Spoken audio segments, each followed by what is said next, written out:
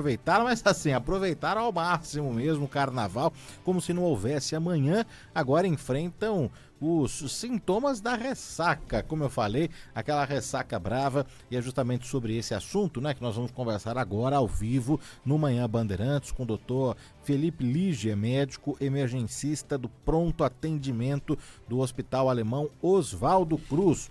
Doutor, bom dia, obrigado pela atenção com a Bandeirantes. E aí, carnaval muito agitado, como que tá o atendimento aí no PA, hein? Bom dia.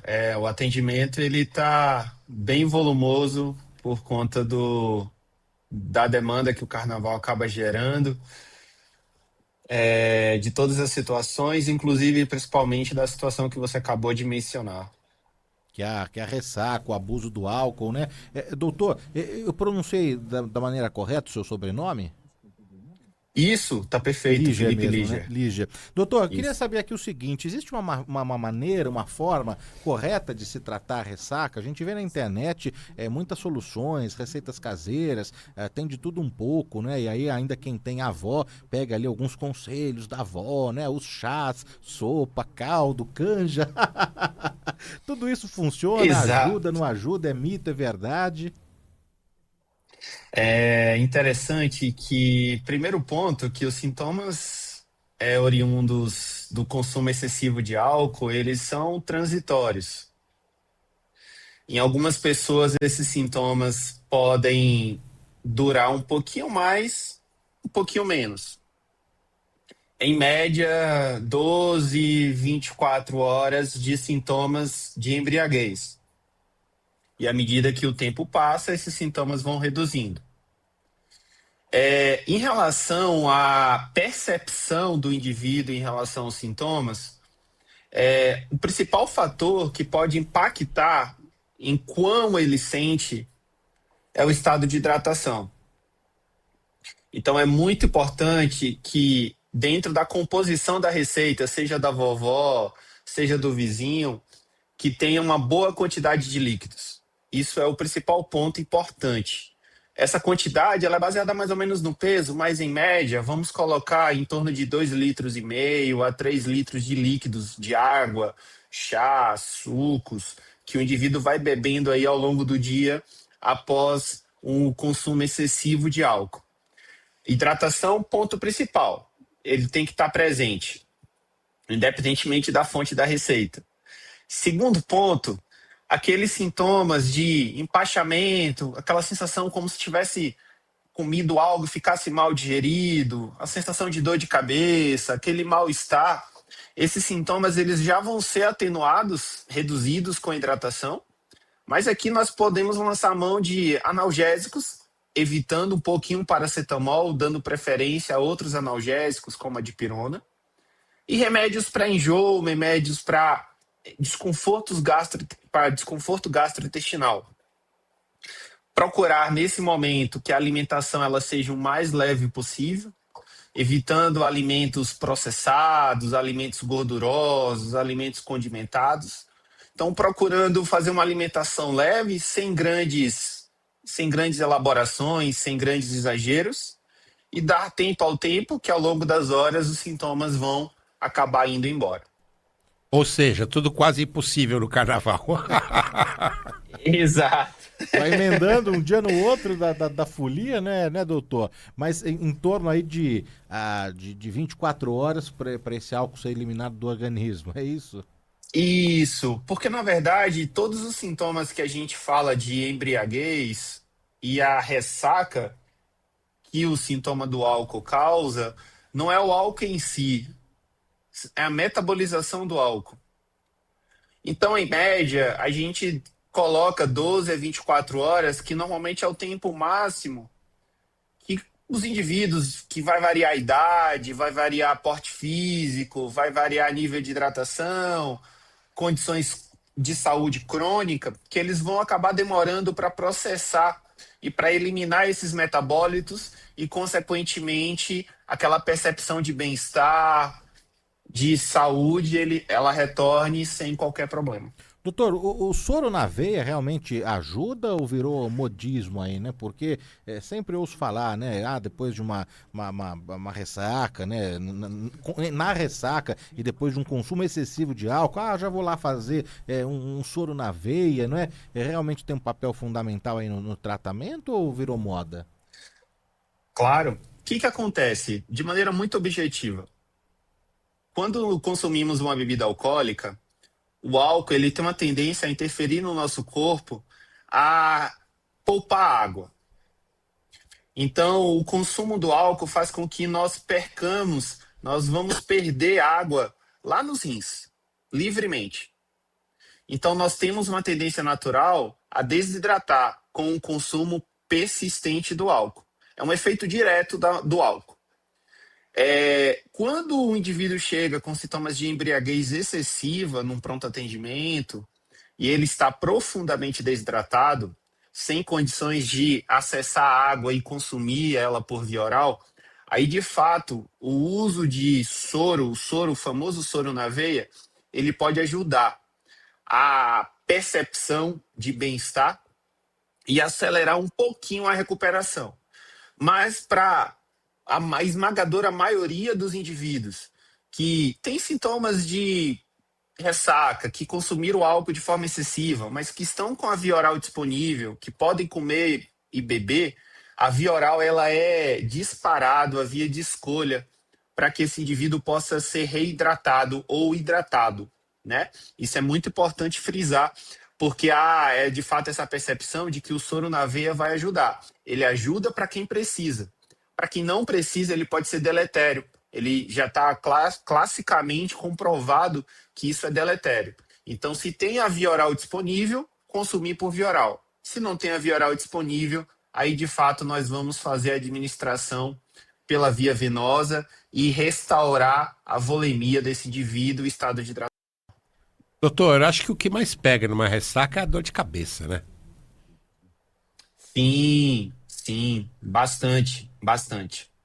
E aqui é um ponto importante que você falou, que a dor de cabeça, como sintoma da ressaca, vem por conta da metabolização do álcool.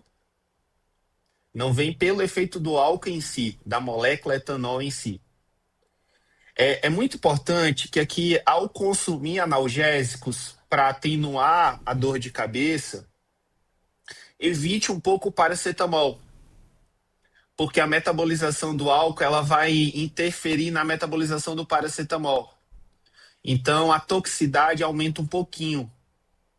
Então o ideal aqui para consumir de analgésicos é a dipirona, né? Que é uma molécula analgésica amplamente disponível.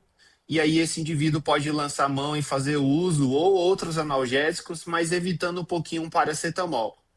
Mas volto a dizer, a própria hidratação ela é a base, ela é o core, ela é o centro para atenuar esses sintomas, incluindo a dor de cabeça. Estamos conversando ao vivo aqui no Manhã Bandeirantes com o doutor Felipe Lígia, médico emergencista do pronto atendimento do Hospital Alemão Oswaldo Cruz, ajudando a nossa ouvinte a retomar já a rotina, não é? Quarta-feira de cinzas, amanhã, após o meio-dia, 1 da tarde, 2, dependendo da negociação aí com a sua empresa, já tem muita gente voltando ao escritório, trabalhando, e o doutor está ajudando a enfrentar, né, essa ressaca, esses sintomas, a consequência do exagero do álcool.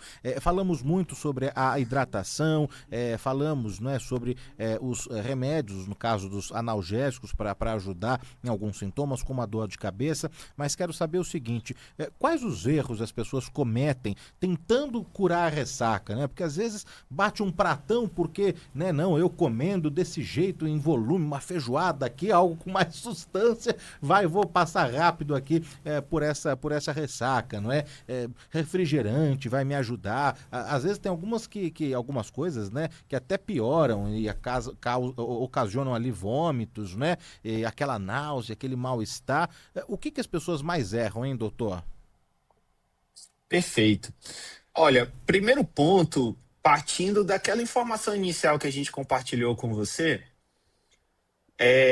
o principal ponto é querer acelerar a recuperação.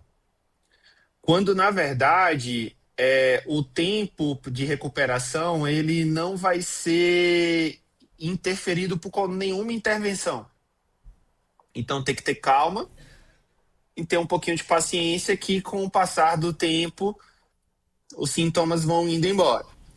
Segundo ponto, é fazer de fato, como você falou, uso de fórmulas caseiras, abusar um pouquinho na refeição pós ingestão de álcool,